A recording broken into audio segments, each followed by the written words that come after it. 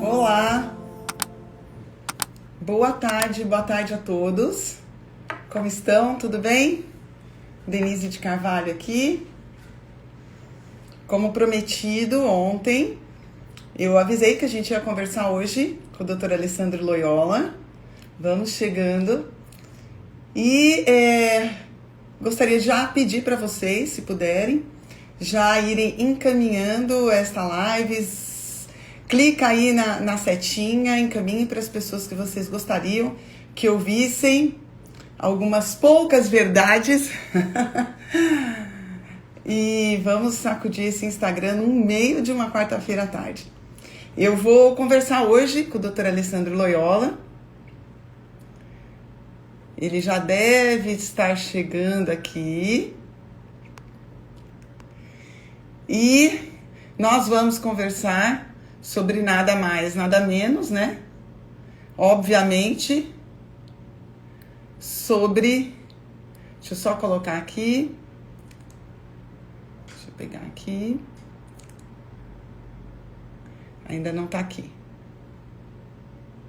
Nós vamos conversar hoje sobre pandemia, né? É claro, eu acho que é o assunto mais pertinente quando a gente fala em Alessandro Loyola, né? Não sei se todo mundo o conhece, ele é médico, é escritor, tem mais de 20 livros publicados e foi um nome muito forte agora na pandemia, né? Inicialmente, quase ninguém aqui das redes sociais o conhecia e de repente a gente conheceu o Dr. Alessandro Loyola e ficou muito forte nas redes sociais, inclusive aí nos grupos de WhatsApp. Eu duvido que ninguém tenha recebido um videozinho de algumas palavras do Alessandro falando sobre pandemia, falando sobre vacinas, sobre lockdown. Eu também, alguém falou aqui, tomara que o Instagram não derrube, eu também espero que não derrube. Deixa eu ver se ele já entrou aqui. A gente estava conversando no...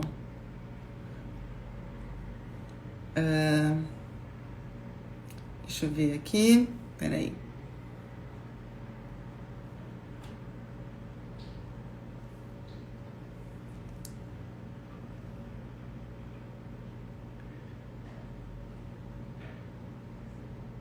Era só... Pronto, voltou, vamos ver aqui.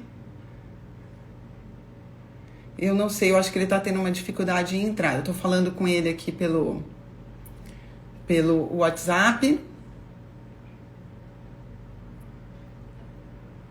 Eu acho que ele ainda não entrou. Ah, agora sim. Agora ele já vai entrar. Então, eu tenho certeza que todo mundo já viu algum videozinho, já ouviu algumas palavras e já viu também na televisão, né? O doutor Alessandro Loyola está bem... Olá, tudo bem? Ei, Denise. Como Joia? vai? Tudo bom? Sempre bem. Acordou, botou o pé fora da cama sem ajuda, para mim tá ótimo o dia. Eu penso a mesma coisa. Sempre com muita energia, sempre feliz, né? Alessandro, eu estava falando aqui um pouquinho sobre você. Falei que você é médico, que tem mais de 20 livros publicados. Você se formou um ano antes de mim, em 1997, no Espírito Santo. E é uma pessoa, pelo jeito, incansável, né, Alessandro? Você podia se apresentar um pouquinho melhor para o pessoal? Fala, pessoal do canal da Denise. Eu provavelmente sou uma das pessoas mais inteligentes e rabugentas que vocês vão conhecer no dia de hoje. Então aproveitem, ou fujam. E honesta. Também, né? E sempre é curto, né, Denise? Sim, e tem que ser honesto. Olha, Alessandro, você está com um nome super forte dentro desse tema. Eu vou fazer mais algumas lives, como eu estava falando para você. Eu estou lançando o meu segundo livro, em que, inclusive, eu vou mostrar a capa hoje a primeira vez. Mas é um livro falando sobre imunidade, sobre intestino, qual o papel dos intestinos na imunidade. Então, hoje eu abro as minhas conversas sobre isso com você. E depois, a partir não na próxima semana, na seguinte, eu vou conversar com o Flávio Cadejani. A gente vai falar Flávio, Sensacional. um amor, uma pessoa maravilhosa. Já conheço o Flávio pessoalmente, a gente já palestrou junto em alguns eventos. Então, a gente vai conversar sobre aí o tratamento precoce, sobre os estudos do Flávio, que são sensacionais. Eu Ele vou é um conversar gênio, com... Denise. Oi? Ele é um gênio. Ele é um gênio, verdade. Eu vou conversar também depois com uma advogada, especialista em direito médico, para falar dos cerceamentos que alguns colegas estão sofrendo ao tentar prescrever tratamento precoce, de hospitais, o que pode ser feito e tal. E vou conversar também com um outro colega, que eu não sei se você conhece, que é o Francisco Cardoso. O Francisco é um infectologista de São Paulo.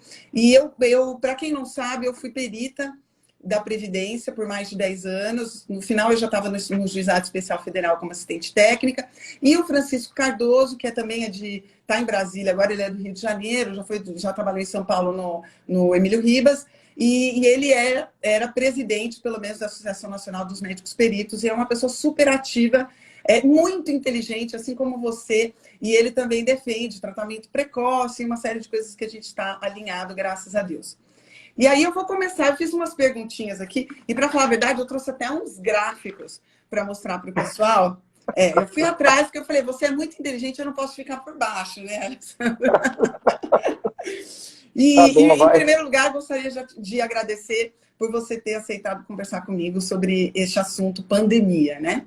Que, aliás, não tem assunto mais pertinente no momento que a gente está perdendo ou ganhando uma hora na nossa quarta-feira à tarde.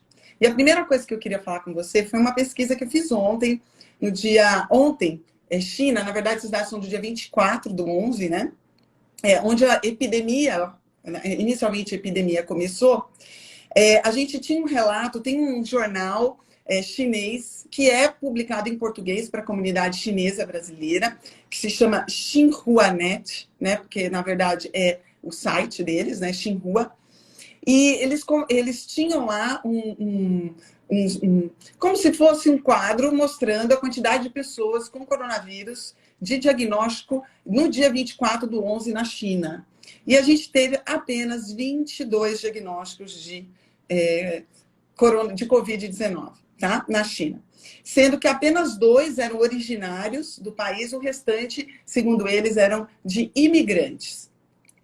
O que você acha? Qual que é o segredo, ou a falta de segredo, da China para conseguir, sendo a fonte do foco, conseguir ter 22 casos num dia? Denise, a gente está partindo de uma premissa que ela está equivocada. Acho que os dados que são fornecidos pelo governo comunista da China são corretos. Então, não tem como a gente julgar nada do que vem dele. Uhum. Não tem como julgar nada porque a China disse isso. Tudo bem, filho. Se um chinês falar para você que Papai Noel existe, agora ele existe? Então, não. Dados que vêm da China, descarta. Tanto que Taiwan, eles se deram bem no enfrentamento da pandemia, porque, segundo uma entrevista eu chamo de embaixador, né? Para mim, Taiwan é uma nação, tinha que parar com essa pouca vergonha de não reconhecer o representante de Taiwan no Brasil como embaixador. Chama um cara de secretário especial, não é. Ele é um embaixador, Taiwan é uma nação. Numa entrevista do embaixador aqui no Brasil, ele falou que eles sempre monitoram as atividades na China, e quando eles acham que alguma coisa está estranha, eles mandam um telegrama para lá, mandam um WhatsApp, ligam para lá e perguntam, tá tudo bem aí? E sempre que os chineses respondem sim, está, eles correm e estocam comida, equipamentos médicos e por aí vai. Porque a certeza que eles têm é que não está nada bem, vai dar merda. Uhum. E nessa aí, Taiwan se antecipou e está com uma taxa de 0,3 mortes por milhão de habitantes, que é a menor taxa do mundo. Então, esquece, o que a China falar, para mim, é a mesma coisa que o Saci Pererê, o Papai Noel, o Zupa-Lumpa da fábrica de chocolate, esquece. E sabe que é interessante? Nesse mesmo jornal, quando você procura os dados, né, vamos dizer, né, entre aspas, aí, oficiais do governo chinês, a gente encontra que, na verdade, a grande maioria das notícias são do crescimento da China. Dos últimos tempos do crescimento da China. E aí a gente para e pensa, muito interessante isso também, né? Um país que foi a sede da pandemia, vamos dizer assim, enquanto todo o resto do mundo amarga uma perda enorme, ele está crescendo. De onde você acha que veio isso? Ou não está crescendo também? Será que é mentira? Tá, não, está crescendo. Isso aí é sem sombra de dúvida. O grande lance é que se você não fizer uma abordagem da geopolítica. Eu tô com um negócio aqui no computador e tô na tela do celular, não sei para qual dos dois que eu olho. Eu tô vendo você maior aqui. Eu sou meio cego, né? Mas se você não fizer a abordagem com o entendimento da geopolítica da coisa, você vai se perder. Você vai se perder. Então, nada desse vírus tem... Na verdade, nada não. Mas, tá, 5% desse vírus tem a ver com uma urgência, emergência de saúde pública mundial. 5%. 95% é nada além de uma gangue de assaltantes que está utilizando a pandemia para influenciar economias no mundo todo e comprar empresas estatais e, se bobear, comprar nações inteiras pelo preço de banana. A China, ela, no período da pandemia, ela vendeu 40 bilhões, vamos repetir este número, 40 bilhões de reais em máscaras descartáveis. Isso é mais do que o Brasil vendeu no mesmo período em carne de frango, soja e açúcar.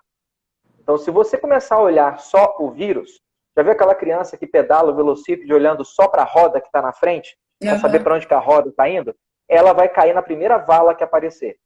Se você caminhar no meio da pandemia olhando só para o seu umbigo, só para a rodinha do vírus, você vai perder o fio da meada que explica tudo. Exatamente. E aí isso já me entra uma segunda questão que eu acho que vai bem ao encontro do que você tem falado. Me mandaram num grupo ontem um vídeo seu, eu falei, olha, que interessante, amanhã eu vou conversar com a Alessandra. Ficou todo mundo empolvorosa no grupo. Que era o seguinte, no dia 9/11, a gigante Pfizer anunciava com euforia a sua vacina, entre aspas. Aquela porcaria lá de RNA mensageiro, né? Exatamente. Hoje é um grande dia para a ciência e a humanidade. Festejou o Dr. Albert Bourla, presidente e CEO da Pfizer, em press release distribuído pela Business Wire. O mesmo Bourla disse à CNN que essa vacina seria o maior avanço médico do século. Interessante que o Dr. Bourla esqueceu de citar duas coisas. Em primeiro lugar, que não havia ainda nenhuma publicação médica a respeito dessa vacina. Segundo lugar, que a vacina precisa ser armazenada a menos 70 graus. Outra informação que ele esqueceu de falar, né? Como que a gente vai... qual seria a logística? Vamos dizer, que, a partir da ideia de que ela realmente funcionasse e fosse segura. E outra coisa que eu acho que vai bem ao encontro disso que você acabou de falar. Nesse meio, ele também esqueceu de falar que no mesmo dia que ele anunciou isso e fez bastante alarde, ele vendeu 132.508 cotas de suas ações da Pfizer, que já tinham atingido o pico do seu valor em 41,99 dólares cada, com um lucro de 5,5 milhões de dólares. Aonde vamos chegar com essa junção de desespero, de pânico, mais oportunidade econômica? Que no fundo é isso. Sim. Sim. A gente vai chegar... Eu sempre falo, deixa eu fazer o raciocínio mais redondo. Eu sempre falo que todo problema, ele traz... Eu estava conversando com o Daniel Silveira esses dias sobre isso. Que você tem um envelope aqui, um livro. Do lado de cá está escrito problema. O que está escrito do outro lado? Do outro lado do envelope? De um lado é problema. O que está escrito do outro Solução? lado? Não, oportunidade. Se você vai transformar essa oportunidade numa solução, vai depender do seu nível de competência ou de incompetência. Algumas nações estão demonstrando um nível de competência muito bom e estão remando contra a maré, e por isso elas têm sido pressionadas de todas as formas. Taiwan tem sido, Singapura tem sido, Coreia do Sul tem sido, a Suécia, que é uma ilha de sensatez no meio da Europa, pelo menos com relação ao Covid, né? Não é uma ilha de sensatez com relação à migração islâmica que está acontecendo para lá. O califado vai dominar a Suécia. Mas, por enquanto, na questão do enfrentamento do Covid, a Suécia tem sido inteligente. Essas nações que têm feito isso, elas têm atrapalhado os planos desse pessoal todo. Você pode ver que a gente ouve direto falar de notícias da Europa, de notícias do Extremo Oriente. Mas cadê as notícias do Oriente Médio? E mais especificamente, Denise, onde é que estão as notícias da África? Aham. Que nós consideramos países miseráveis. A Suécia é um exemplo de enfrentamento da pandemia, com uma taxa de uma mortalidade por milhão de habitantes um pouquinho menor que a do Brasil, vai. O Brasil, se eu não me engano, está com... Vou pegar aqui no gráfico agora, pegar o mais recente de Olha, todos. eu peguei de ontem. 782. O Brasil está com Isso, por milhão. 782 mortes por milhão de habitantes. A Suécia, vamos ver aqui, está com 615. Então a Suécia está um pouquinho melhor que o Brasil. Tá? E o que falar então da Namíbia, que tem 55 mortos por milhão de habitantes? O que falar do Zâmbia, que tem 19? Camarões, que tem 16? Angola, que tem 10? Costa do Marfim, país miserável, tem 5 mortos por milhão de habitantes. Uganda tem 3 mortos por milhão de habitantes. Eu não tenho visto repórteres viajando para Uganda para poder entender o que aquele povo está fazendo lá, e eles estão só com 3 mortos. Foi o quê? A máscara de vocês é feita com couro de prepúcio de elefante? Vocês utilizam hidroxicloroquina benzida por algum xamã que veio de Angola? Qual é o esquema? Porque vocês estão com 3 mortos por milhão de habitantes. É muito pouco. É subnotificação? Qual que é o esquema? Eu não vejo ninguém migrando para a África para poder saber o que está acontecendo, né? Porque o discurso da África, as evidências da África, os fatos que eles vão encontrar na África desmontam toda a narrativa criminosa que foi orquestrada por essa gangue de assaltantes.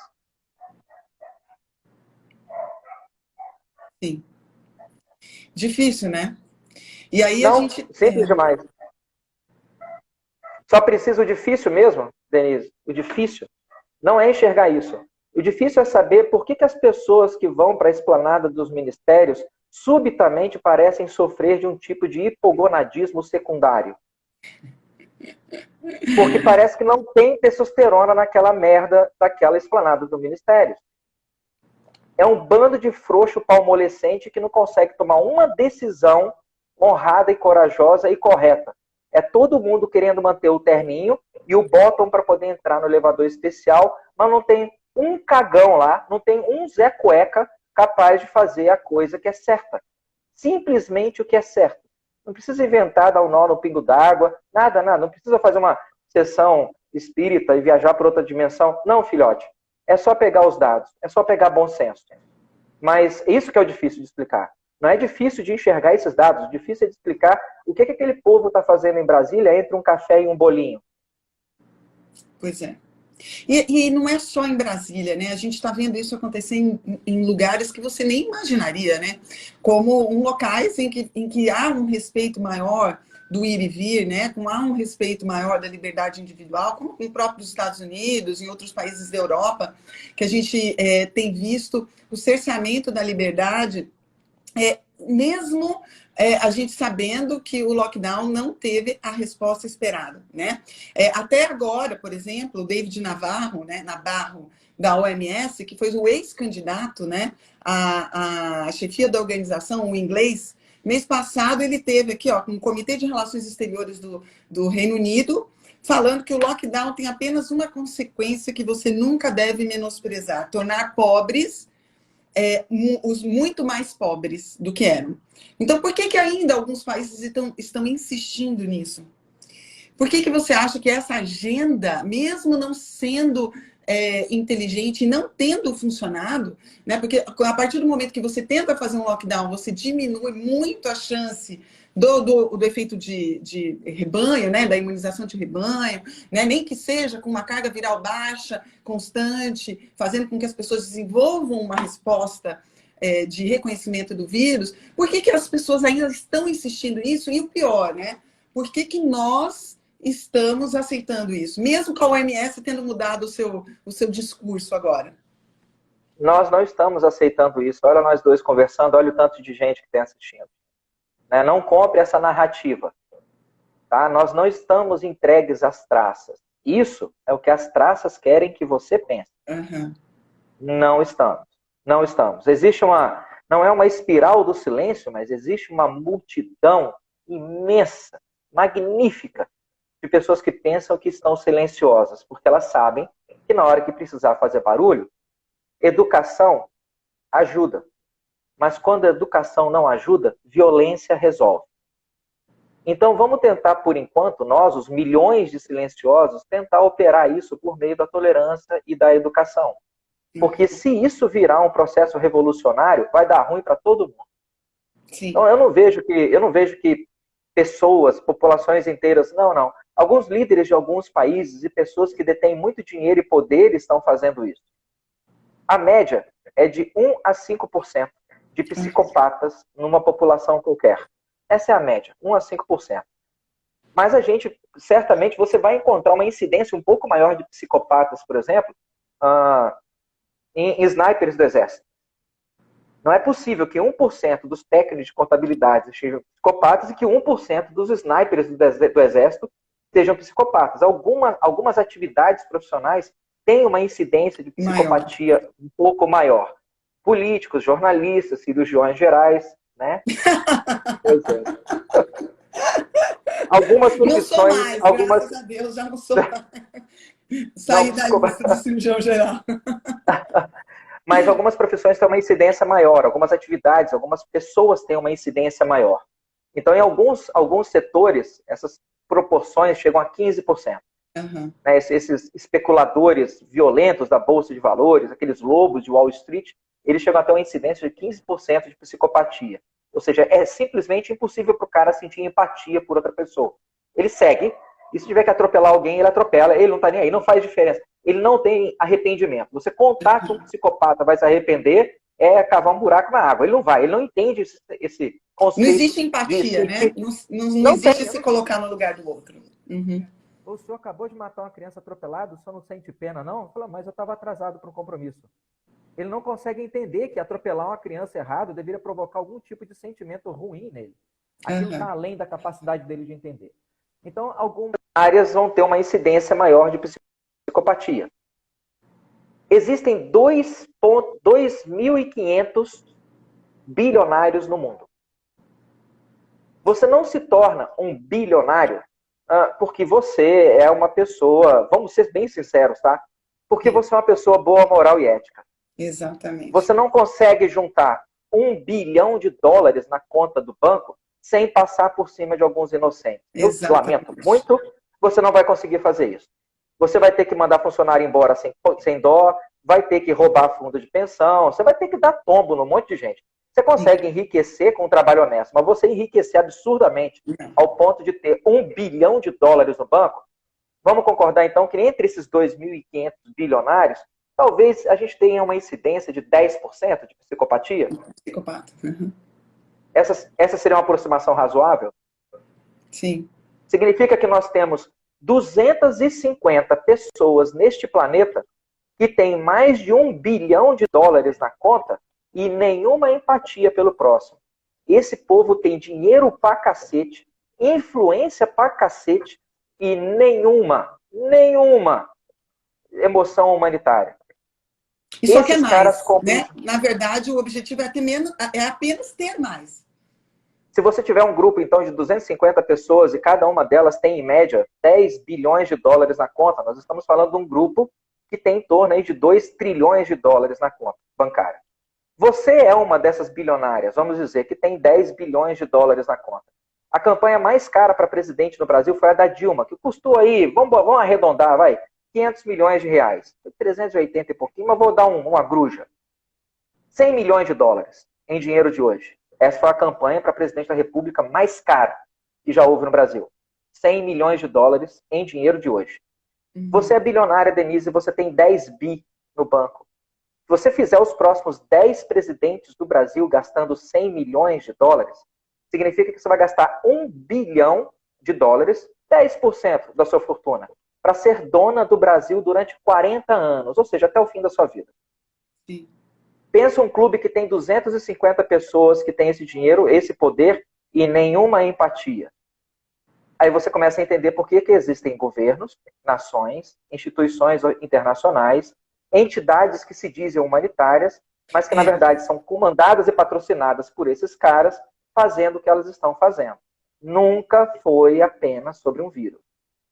Nunca foi. E sabe, Alessandro, no começo da pandemia, eu fiz uma pesquisa, e uma pesquisa, assim, até um trabalho meio jornalístico, mais ou menos como você faz, obviamente, eu não tenho a sua, não tenho a sua competência, mas e eu falei sobre todas essas situações que estavam junto de Gavi, de evento, aquele 202 que aconteceu em Nova York em outubro, os fundos de vacina, falei sobre Bill Gates, Rockefellers, tudo que estava por trás dessa situação.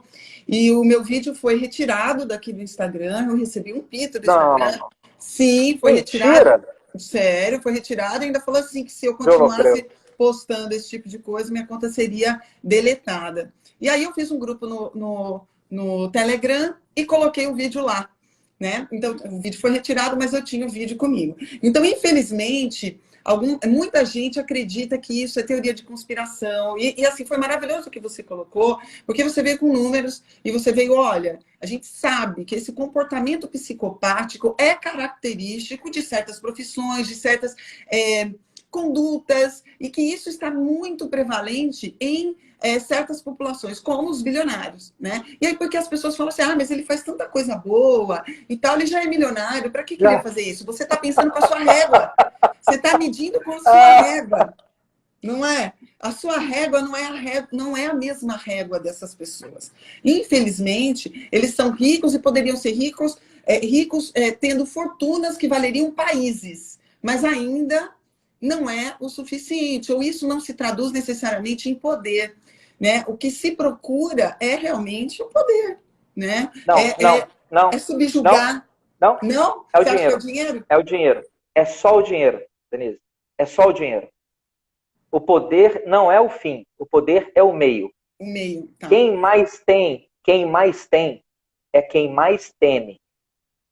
Certo? Você não tem nenhum diploma pendurado na sua parede? Nenhum. Qual o receio que você tem de perder um diploma? Você não tem um carro? Qual o receio que você tem do seu carro ser roubado? Eu nasci feio. Qual o receio que eu tenho de ficar feio? Se você tem dinheiro nenhum, você tem receio nenhum de perder seu dinheiro. Uhum. Agora, se você tem 100 mil reais no banco, já começa a ficar um pouco receosa. Sim. Se você tem 5 milhões de reais no banco, de repente, uma criança na sua família, seu pai, sua mãe, seu marido, vão começar a ter um alvo na cabeça deles. Afinal de contas, a doutora Denise tem 5 milhões no banco. Você tem 5 bilhões no banco? Bom, olha o tamanho do medo que você vai ter. Exatamente, não o tombo só da é sua maior, própria né? saúde, É muito maior, né? Não só da sua própria saúde, mas o medo de amanhã você acordar não bilionária, mas milionária. Sabe aquela história que o cara fala que antes de minha mulher me tornou um milionário? Já ouviu essa história? Não. Eu casei e minha mulher me tornou um milionário. Pô, e o que você era antes disso? Bilionário. Então esse pessoal tem medo disso. De um dia dormir bilionário e no outro dia acordar milionário. Uhum. Pensa o medo que um cara desse tem. O terror. Ele vai fazer o que ele puder, o que tiver ao alcance dele. Inclusive angariar cargos de poder. É curioso porque quando você fala de Gavin Alliance, você fala de Bill and Melinda Gates Foundation, fala de Rockefeller, fala de George Soros, você também está perdendo o fio da meada. Porque esse pessoal não são os principais que estão puxando as cordinhas. Então me conta. Eu conheço então os atores coadjuvantes, vamos dizer assim. Não, você encontra os caras que saem no cartaz do filme. Você não está enxergando o roteirista, o produtor de cinema, o cara da trilha sonora. Você, por acaso, já comprou alguma bolsa Rothschild? Não. Você já se hospedou em algum hotel Warburg? Não sei, acho que não. Você tem conta no banco? Você tem conta no banco Kuhn Loeb? Não. Alguma raquete de tênis Erlinger? Não, eu sou pobre.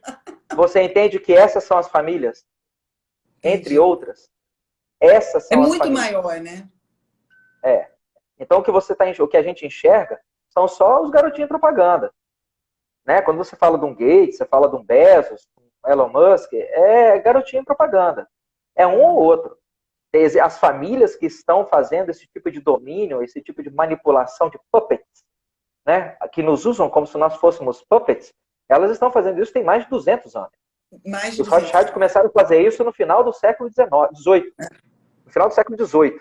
Né, emprestando dinheiro para o rei da Holanda. Então, assim, não, né, não. As pessoas estão enxergando tudo errado. Isso quando estão enxergando. A maioria das vezes não estão enxergando a porcaria nenhuma. E acham que estão enxergando, que é até pior, né? Sim, sim. A ignorância é uma dádiva, entre aspas, né? Entre aspas, porque... Isso. A ignorância é uma bênção, disse um ignorante. Né? Não Exatamente, é. exatamente. Tá? O seu mundo Ele é do disse, né? tamanho... o seu mundo é do tamanho daquilo que você conhece. Que você Então, quanto conhece. mais você conhece, maior se torna o seu mundo, mais profunda, plena e extraordinária se torna a sua existência. Como que o ignorante vai conseguir usufruir isso? Uhum. Todo dia que eu acordo, depois você pergunta para minha esposa, todo dia que eu acordo, não tem um dia que eu não falo isso. Eu acordo, encosto nela, chamo ela para ela acordar um pouquinho e falo, neném, aconteceu uma coisa incrível. Incrível. E ela pergunta, O quê? a gente acordou. É, Um ignorante não entende isso. não entende. Não entende, você estava em outro mundo. O seu cérebro estava completamente desligado para isso aqui, que a gente chama de realidade. Que se você quiser ir um pouco mais fundo na toca do coelho, nada disso existe. Mas aí já é uma conversa mais funda, o pessoal não vai entender não. Mas o fato é, o ignorante não consegue usufruir isso. O acordar, o respirar, o enxergar, levantar pelas suas próprias pernas, pegar, sentir o gosto das coisas, poder comer, fazer xixi, né? Fazer suas funções fisiológicas pelos devidos orifícios. Ele acha que isso tudo é normal e garantido, quando nunca foi. Sim. Não. Então a ignorância não é uma dádiva, a ignorância é uma maldição. E quem falou isso deve ser algum representante do inferno. Mas é interessante, Alessandro, porque quando a gente tenta acordar uma porcentagem da população, ao invés dela querer acordar, ela se revolta. E ela se revolta contra aquele que proferiu a ideia, não contra a ideia. Eu vou atrás daquele... Diga. Você já foi, depois de um plantão, chegou em casa, fechou cortina, fechou janela, ligou o ar-condicionado, deixou o quarto bem escuro e falou assim, gente, eu tenho que capotar aqui, porque senão, sabe? E aí você chegou em casa às 7 horas da noite do plantão, tomou um banho, comeu, foi dormir 8 horas da noite, parecendo aquele povo do interior. No outro dia de manhã, alguém foi lá e abriu a janela, abriu a cortina e falou, Denise, vamos acordar. Você acordou bem? Você acordou assim, ó. Fecha um pouco essa janela, tá muito claro. A luz incomoda. Para quem está há muito tempo na escuridão, a luz incomoda. Perfeito. O segundo motivo são os mecanismos de defesa do ego descritos pela filha de Freud. Não foi por Freud, né? A Ana lá que descreveu isso melhor do que todo mundo. Se você desconstruir um único... a gente é quase a mesma geração, vai. É jogo de vareta. Sim, eu brincava. Lembra? Você tem que puxar aquela vareta, porque se aquela mexer em outra, mexe em tudo. Né? Quando você puxa essa varetinha das convicções pessoais que a identidade pessoal de alguém tem, e você prova que aquela varetinha está errada, muito errada, absolutamente errada, errada além de qualquer chance de negociação, você está mostrando para ele que existe a possibilidade de que todo o resto do conjunto de varedas esteja errado. Aí minha vida aqui nas últimas 3, 4, 5 décadas, então, foi toda uma mentira. Isso é pesado demais e exige de você uma disposição de jogar aquilo que você acha que você é fora e construir tudo de novo. A imensa maioria das pessoas não tem coragem de fazer isso. Não tem, simplesmente não tem coragem. Então, o que eu faço? Se você traz uma notícia que vai contra a minha convicção, eu jogo fora. E como eu não consigo jogar fora a mensagem, tem um ditado em inglês que diz shoot the messenger. Se eu não consigo jogar a mensagem fora, eu dou um tiro no mensageiro. Que aí ele morre e leva com ele a mensagem. Sim, porque aí eu descredencio o mensageiro, que aí por conseguinte a mensagem é descredenciada. E foi isso que aconteceu. Falácia ad hominem. Foi isso que aconteceu. Provavelmente não foi a primeira vez, eu fiz outros vídeos que também foram retirados, sempre com essa questão, quando eu falo de tratamento precoce, quando eu falo de nitazoxanida, quando eu falo... Tudo E eu acredito, inclusive, Alessandro, que isso tem muito de nossos colegas. Sim, tem, tem. E você acha Infelizmente. que porque o cara, e você acha que porque o cara tem um diploma de médico, isso torna ele de alguma maneira mais especial, diferenciado que o outro? Tanto que em todas as entrevistas que eu vou, quando o cara vai me apresentar como médico, eu falo, bicho, médico não, Alessandro, né? Joga essa porcaria desse diploma fora. Mas quando o cara quer arrotar muita coisa, eu falo, bicho, pega esses diplomas seu todo, desculpa, tá, Denise, eu xingo pra cacete. Pega esses diplomas seu todo aí, filho, faz um rolo e enfia no seu rabo, tá? Porque um diploma sem raciocínio pra mim não vale merda nenhuma. E eu conheço muita gente com muito raciocínio, com a sabedoria extraordinária, belíssima, e que é pedreiro, que é jardineiro, Sim, limpador de piscina, que é porteiro de UPA. Eu já tive, nesses 20 e tantos anos de plantão, eu já tive cada conversa com segurança e porteiro de UPA, que é acredito. absurdo. Absurdo. Eu Sim. dava plantão no hospital em Belo Horizonte, muitos anos atrás, e eu adorava meu plantão do sábado à noite, porque tinha um cara lá chamado Alírio, e a gente batia altos papos sobre música popular brasileira, sobre a entropia do universo. Porra, o porteiro do hospital lia Stephen Hawking. Olha que legal. Então o cara vai vir para mim porque ele tem 2 PhD, né? Enfia um por cima, outro por baixo e vai pro inferno. Eu quero saber o seguinte, como você enxerga a vida? No caso, a pandemia, a que eu chamo de fraudemia, ela foi extremamente útil para a gente separar o joio do trigo. Sim. Porque não interessa onde o cara vem, mas se ele for um corona lover da vida, ele pode ter quantos títulos ele quiser. Eu já entendi quem que ele é. É um bosta. Né? Se ele só sabe falar de taxa de letalidade, não sabe falar de taxa de cura, Uhum. 99,97%. Vamos lá, hein, pessoal, tem 500 e tantas pessoas. 99,97% das pessoas que entram em contato com o vírus sobrevivem. 80%, que 80% delas sobrevivem sem sentir nada. Exatamente. É 80% assintomático. Então, quando o cara fica, não, porque tá vindo uma segunda onda, eu falo, então baixa a calça e vira de costas para ela. Segunda conta que ela é ovo, rapaz. Para com isso. No primeiro não tem segunda onda. A gente tem sazonalidades de doenças Uhum. infecciosas respiratórias virais. Isso desde que o mundo é mundo. Influenza, adenovírus, lentivírus, rinovírus, esses vírus banais, todos, inclusive o influenza, eles são típicos que não é banal, né? Que é uma desgraça, é um vírus pesado para burro, influenza. Mas esses vírus todos, eles têm a sazonalidade deles. Tudo que aconteceu é que nessa corrida, nesse giro, entrou um cara novo no circuito, Sim. que é o E Corona. tá correndo junto. Que não é tão novo assim. Né? A gente conhece 7 coronavírus aí, ao todo, 3 causam muito mal, 4 não fazem absolutamente quase nada. Mas o primeiro coronavírus foi identificado na década de 50. É aquela velha história. Se você... Eu não sei quem falou isso, foi Nietzsche, foi Schopenhauer, que quando você tem um martelo na mão, tudo que você Tudo é enxerga na prego. sua frente é um prego. Schopenhauer tem uma frase que eu gosto muito, que ele fala o seguinte: o problema não é ver o que todo mundo vê, é ver dentro daquilo que todo mundo vê o ângulo diferente da história. Né? É O mundo ver como vontade de representação. exatamente, aí você está vendo diferente o que todo mundo vê. Você também está vendo, mas você está vendo sob um ângulo diferente. E isso realmente é o que faz a diferença. Né? Hoje em dia, a gente vê um monte de colega cuspindo dados estatísticos, dados da literatura científica, não tem evidência, não tem isso, não tem aquilo. Quando vem um colega que mostra evidência, por exemplo, no caso do próprio Flávio, que é uma pessoa inteligentíssima, publica fora, uma pessoa que faz parte de grupos, o Flávio realmente é fora da curva. Aí agora, provavelmente, o Flávio vai ser descredenciado, né, por essas Vai ser pessoas. cancelado. Vai ser cancelado. Porque, assim, agora ele não está atendendo o que eu quero provar.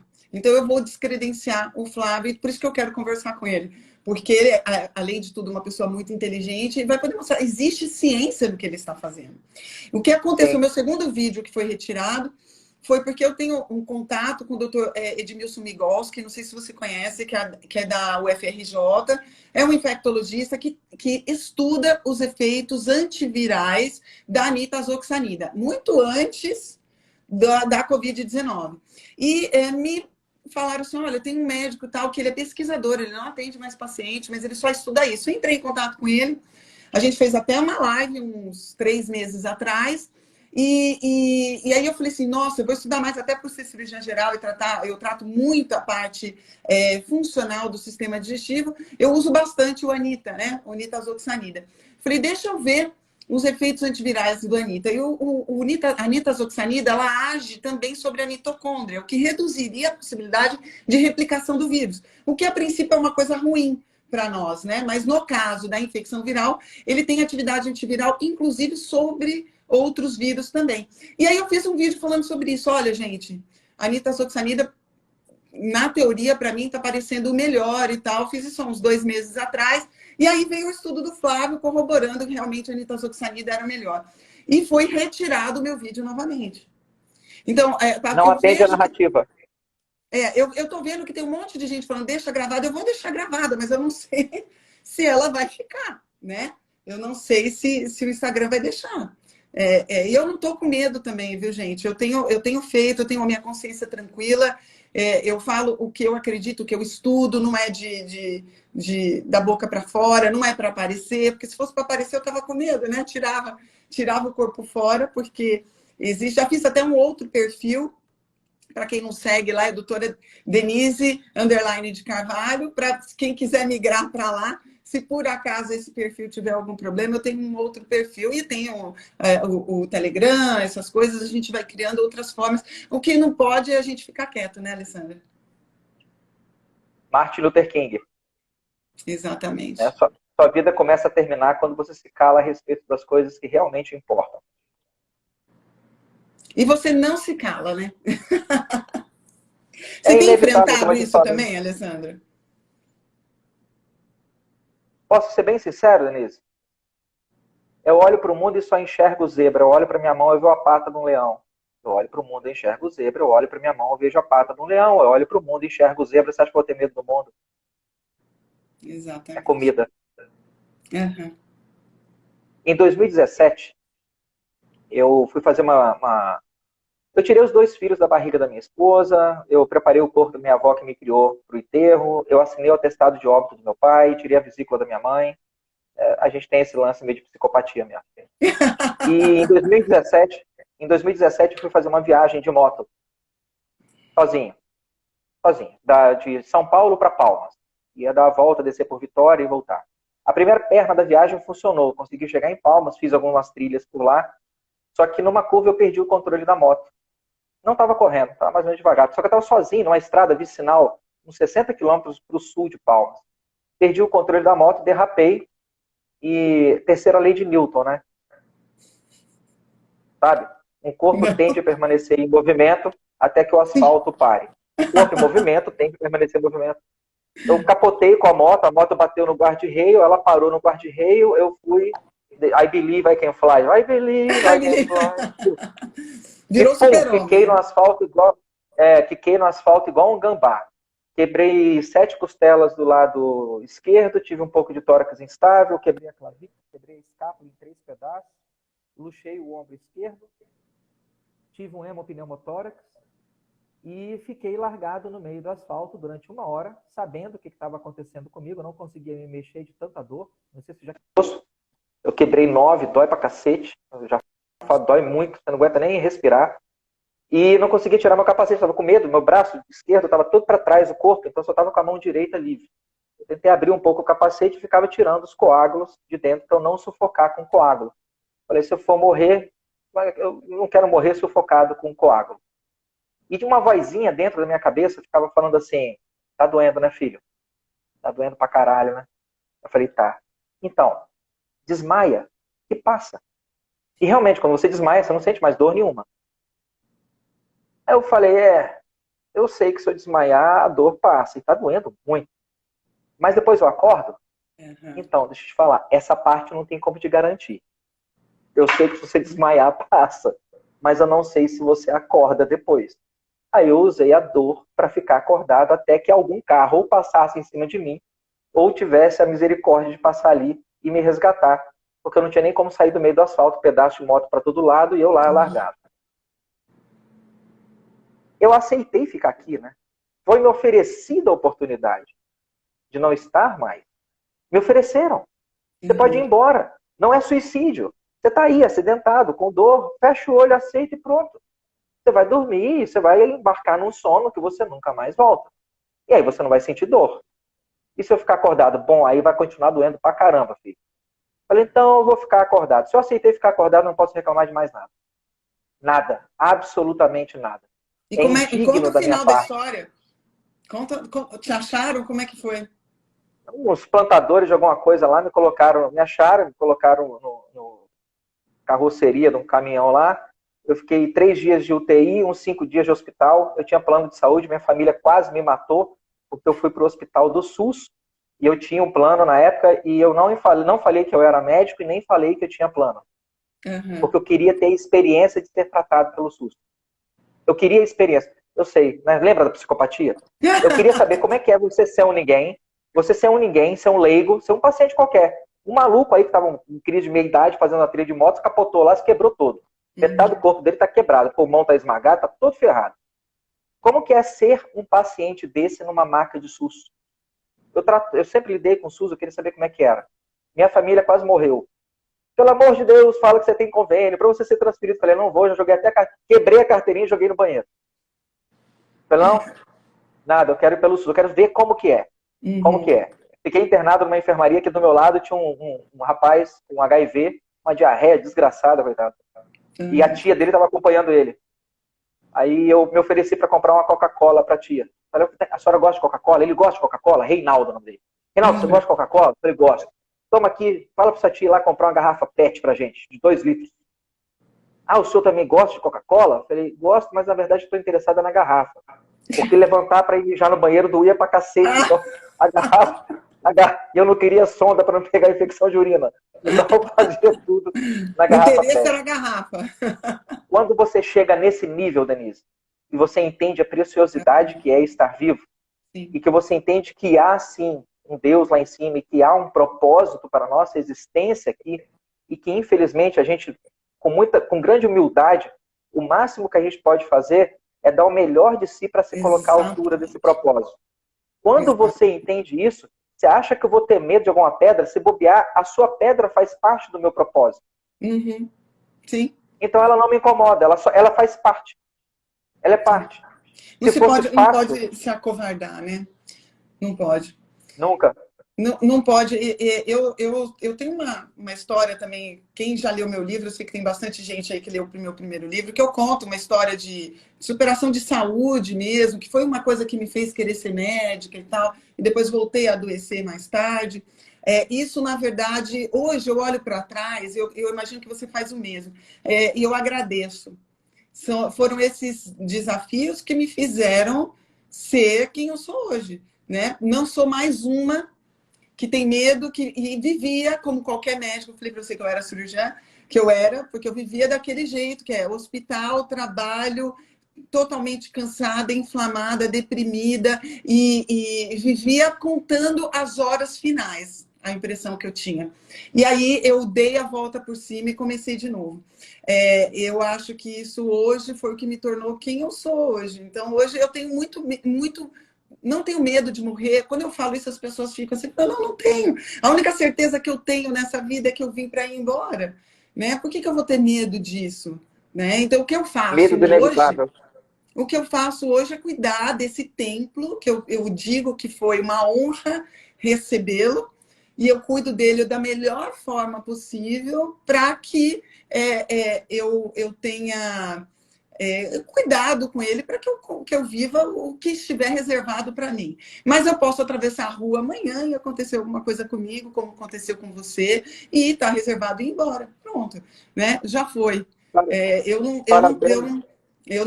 não vivo com o medo, com o pânico. Hoje mesmo atendi aqui no consultório um menino de 20 anos que disse que não faz mais exercício enquanto não tiver vacina. E aí, a maior parte da minha consulta com ele foi conversando sobre isso. E eu queria conversar com você sobre um último assunto antes que nos derrubem, porque a gente só tem 10 minutos. O que você acha das escolas fechadas? Ontem eu baixei, eu vou até colocar aqui nos stories, tá? Uma publicação da ONU da Organização para a Cooperação e Desenvolvimento Econômico, mostrando que a suspensão das aulas vai representar, por tanto tempo, ainda mais como está acontecendo aqui no Brasil, uma queda de mais de 6% no PIB mundial. E até hoje, não sei por que as aulas não voltaram. O que você acha disso, Alessandro? Eu acho que esses sindicatos de professores só tem filho da puta. Sem meias palavras. E é por isso que as aulas não voltam. Eu estou fazendo plantão desde... Crianças não são população de risco. Uhum, né? Dá para eu a tenho gente uma concordar com publicação isso? falando isso aqui. Crianças não são população de risco. Então, eles estão com medo de quê? De arriscar a vida dos professores? Eu tenho 50 anos de idade, eu bebo, eu fumo, adoro cigarro. Eu não consigo escrever sem um cigarro e sem um café. Parabéns por você cuidar bem do seu tempo. Eu só sacaneio com o meu e, por enquanto, ele tem me servido bem até aqui. E estou trabalhando com unidades de pronto atendimento e urgência e emergência Covid desde fevereiro. Uhum. Então, vem cá, o professorzinho, a professorazinha não pode ir para a sala com 30 crianças saudáveis, mas a pediatra, a técnica de enfermagem, o médico pode ir para a UPA com 30 pacientes tossindo com febre. Porque o professor é algum ser sagrado, intocável, ele é insubstituível, porque se ele não pode ir para a escola porque ele não quer se arriscar a pegar doença, como é que eu vou explicar, então, que o policial tem que trabalhar, que a faxineira tem que trabalhar, a cozinheira tem que trabalhar. O pessoal dos mercados, né? O pessoal dos mercados. E esse professor que não... Porque tem professores que querem voltar, tá? Não vão jogar todo mundo no balaio só, não. Eu tenho alguns amigos que são professores que querem voltar. Querem, são contra essa porcariada toda. Mas existe uma outra galera dos institutos federais da vida, das universidades, dos IFES, até professores concursados de Estado, né, do Estado, que não querem voltar. Está muito confortável em casa ganhando dinheiro. E ficam se escondendo atrás dessa mentira hipócrita que eles estão fazendo isso para preservar a saúde da criança. A saúde da criança, teu cu, você está querendo mais é ficar em casa recebendo dinheiro sem fazer porra nenhuma. Meu dinheiro, o dinheiro de todo mundo que compra coisa no supermercado, coloca gasolina no carro, compra roupa, compra um sapato, compra ração para o cachorro, porque esse dinheiro recolhe o imposto e vai lá pagar o salário desse desgraçado que está ficando em casa com uma desculpa mais esfarrapada do mundo. Ele quer se proteger e proteger as crianças. Quer proteger as crianças seu rabo, você devia ser mandado embora e colocado outra pessoa no seu lugar. É por isso que as escolas não voltam. A gente sabe que a criança ela é muito difícil de transmitir. Tem um trabalho que eu achei muito interessante de um grupo belga, se não me engano, que eles pegaram rastrearam crianças e os seus contactantes e viram que mesmo quando a criança tem a partícula viral, como a carga viral é baixa, porque o potencial de multiplicação viral na criança é baixo, primeiro, por causa do sistema imuninato, que é muito mais forte, segundo, pela diminuição, na verdade, pouca presença da AC2, né, da enzima conversora de angiotensina 2, que é usada como porta de entrada do vírus. A criança tem pouca expressão da AC2 e, além disso, um sistema imuninato mais potente que do adulto. Então, a criança, mesmo que ela tenha positividade, ela é pouco infectante. Então, não faz sentido. E isso vai causar... E quando a gente está falando de um país como o Brasil, e quando eu vi alguém falando aí, mas as escolas públicas não têm infraestrutura. E vocês acham que a casa dessas crianças tem infraestrutura? Eu tenho vários pacientes que já me visitaram aqui no consultório que perderam o emprego, as mães, porque não tem como sair para trabalhar, porque não tem onde deixar a criança. Qual vai ser o preço que nós, por exemplo, mulheres principalmente, que vamos acabar abrindo mão do nosso trabalho, né? Porque vai acabar ficando com a criança em casa. Qual vai ser o retrocesso disso, inclusive social, para a mulher? Né? Porque a criança é fora, obviamente, sem as condições. E a criança da escola pública tem internet em casa? Cada uma tem um computador em casa que pode ser usado? Sabe o que eu me pergunto, Denise? Quando eu vejo esse aí que você está falando, isso é um representante dos Corona Lovers. Né? Os Corona Lovers, os amantes do corona. Quando eu vejo alguém falando que as escolas têm que ficar fechadas porque é um risco para as crianças, eu sempre me faço a mesma pergunta quando encontro com algum imbecil desse. Como que aquela merda ali foi o melhor espermatozoide daquela noite? Não faz sentido. O cara não consegue fazer um raciocínio linear. esperar dele um raciocínio associativo, então esquece. Ele não consegue fazer um raciocínio linear. Se as crianças na escola são... Então vamos lá. Crianças na escola... morreram mais ou menos 1.100 crianças no Brasil de coronavírus. Uhum. Então nós fechamos as escolas para proteger as crianças do coronavírus. Afinal de contas, morreram em torno de 1.100 delas. Ok? Ok. 40 mil crianças e adolescentes desapareceram ano passado. A gente fechou as escolas para salvar essas crianças. 55 mil mulheres foram estupradas ano passado, 53% delas eram meninas com menos de 13 anos. Daí em torno de 30, 37 mil meninas com menos de 13 anos que foram violentadas ano passado. Nós fechamos as escolas por causa disso. Mais de 3 milhões de bebês, mais de 3 milhões de bebês morrem por doenças neonatais no mundo inteiro todo ano. A gente fechou a escola, construiu um hospital de campanha para salvar essas crianças. 800 mil pessoas cometem suicídio no mundo inteiro todo ano. Provavelmente, infelizmente, esse ano deve ser mais um pouco. Vai ser maior, sim. Ano passado, 800 mil pessoas tiraram a própria vida. Isso é uma coisa terrível. Uma coisa tão preciosa, o cara chegar num ponto que ele acha que não há mais o que ele fazer. Não há um propósito para a existência dele, sendo que existem infinitos propósitos.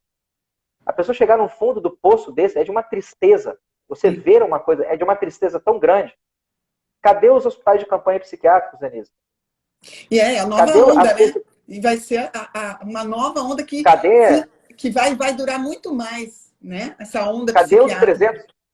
Cadê os 300 bilhões de reais para poder ajudar essas pessoas que estão se matando? Eu não vi nada disso. Então, quando a pessoa fala que a gente tem que deixar as escolas fechadas para proteger as crianças, a única coisa que eu consigo pensar naquela hora e que eu fico olhando para a pessoa com grande curiosidade é de que maneira você conseguiu ser o espermatozoide mais rápido naquela noite. De que maneira? Não faz sentido. Não faz sentido. E eu fico com muita pena das crianças, das mães que estão perdendo seus empregos porque não podem trabalhar, porque não tem aonde deixar o filho. E eu, infelizmente, acredito que a gente vai evoluir por uma fobia social, principalmente adolescentes, crianças que estão em fases de transição, de autoafirmação, que precisam se sentirem inseridos numa sociedade que não estão sendo inseridos, né? Estão sendo alijados da sociedade ou estão cada vez mais atrás de telas de celulares, né? Coisa que infelizmente não é saudável para a criança e infelizmente vai ser o que a gente vai ter a partir daqui. Espero que o ano que vem a gente consiga voltar. Eu tenho duas, uma de 15 e uma de 12, que estão em casa constantemente na internet, infelizmente. Na aula, mas também, né, acaba a aula. Para mim, repetia tudo de ano e começava tudo de novo. Mas, além de tudo, vai todo mundo passar, como se nada tivesse acontecido. Que beleza, né? Nos Estados Unidos, saiu um estudo mostrando que esse ano de escola perdido lá nos Estados Unidos deve custar, em termos de perda de produtividade para a economia americana, alguma coisa em torno de 300 a 350 bilhões de dólares nos próximos 5 a 10 anos. Este único ano. Uhum. Porque vai haver um hiato, vai haver um gap das crianças que vão deixar de entrar na universidade num determinado ano ou vão entrar com uma formação inadequada. Então, aqueles anos de faculdade não vão ser tão aproveitados como poderiam e essas crianças vão chegar no mercado de trabalho com a resiliência emocional baixa, com conhecimento técnico insuficiente, com uma maturação emocional prejudicada. Cada um centavo que um sujeito desse deixa de ganhar por hora, no final do ano, numa população de 300 milhões de pessoas, é um furo do tamanho do iceberg. Nos Estados Unidos... A própria ONU colocou aqui 6% de queda de PIB só por causa da escola. Eu acho que eles estão sendo bonzinhos até. Alessandro, vamos tirar, gente. Faltam 50 segundos. Agradeço a você o convite, o pessoal do canal aí por ter presenciado. Se você me permitir, eu vou baixar essa live e vou colocar lá no canal do YouTube também. Pronto, fica mais lugar para poder colocar aqui também. Servir. Eu vou colocar Apesar de que eu tenho certeza que é uma semana para o YouTube tirar o vídeo de lá. Mas dá chance de outras pessoas baixarem também. Tá difícil, né? Obrigada, viu, Alessandro? Um beijo, parabéns pelo seu novo livro sobre inteligência.